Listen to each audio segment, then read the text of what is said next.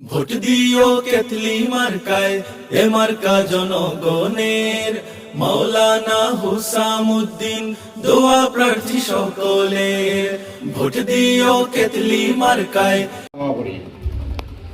অত্যন্ত মোটামুটি এই সাহায্য আমরা গণা পর্যন্ত অত্যন্ত বালা সব কেন্দ্র থেকে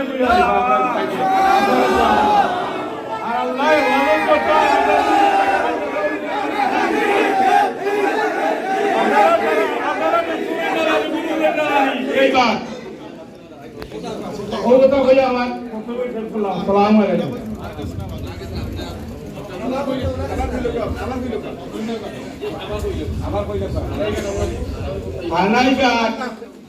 বলতে আমরা পূর্ব অঞ্চল প্রতি কেন্দ্র কেন্দ্র 1 নম্বরে রাইবা, আল্লাহর উপরে রাইবা। আমরা বুট পার কিছু রাখা পাইছি, আর কিছু সাইকেল আর বিএনপি জমাতে বুট বরকত করে, কিন্তু তারাও বুট তারা কিছু থাকে দিবা। আমরা ফুলতলি যাবর দুটো সেখানে দিবা, আর সব এক থাকবা আল্লাহর কমাইলে দা গুরু দিছে একো থাকবা। আসসালামু আলাইকুম।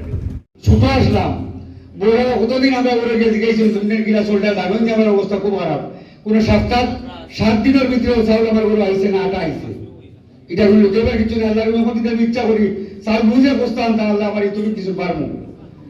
বড় গেছি গেছে তুমি নেই যাও না কেন আনা বলে মাফ করবো, আমরা দিলাও দিতা আমরা গেছে ওরও দিতা ই পরিবারটা ওটাও আমার আপনাদের শান্তি আশা করি আপনারা ওটাও যে আমরা আমারও ছোট জায়গায় রাখবো। এমন এক ব্যক্তির লাগে আমরা সঙ্গে বিয়ে করবো যার প্রতিটা আমরা আল্লাহ দিবা, কারণ যেহেতু তার দ্বারা সমাজের পক্ষে তুলব উপকার হইব। আর আমরা জকিগঞ্জ হইল জকিগঞ্জ খানে বেশিরভাগ কৃষি নির্ভর এলাকা। আমরা খালগুলো এখন বন্ধ হয়ে বই দিচ্ছে, নালা সব বন্ধ। বিশেষ করে আমরা বালাইয়া টান হয় না, মেঘ 2 জনে দিলে ঘুরে না কিবার নিচে গিয়া আমার ভাই কয়েকটা খেত করছিল ওরাও হয়েছে না দান, কারণ ওদের শেষে একটা মেঘ দিছিল খাটটির শেষে দিয়া ও মেঘর হয় না খাল বল ফয়লাম। আমি আশা করবো যদি না ইনশাল্লাহ লাগে আমি আশাবাদী তাহলে আল্লাহ এমপি হিসাবে কবুল করে চই।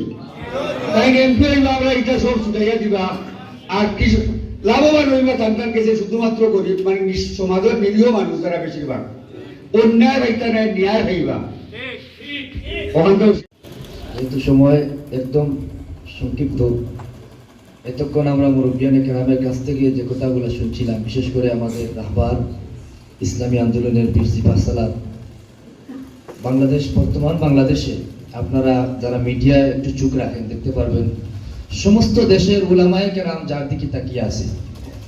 একমাত্রই ভরসা আমাদের ছোট সাহেব ইসলামী বিপ্লবের একমাত্র ভরসা যিনি। আমরা প্রত্যেকেই চাই যদি আল্লাহ পাক মেহেরবানি করেন আমরা আমাদের আমানত সঠিক জায়গায় প্রয়োগ করব এবং ছোট সাহেবের নেতৃত্বে এই দেশে ইসলামী বিপ্লব হবে ইনশাআল্লাহ।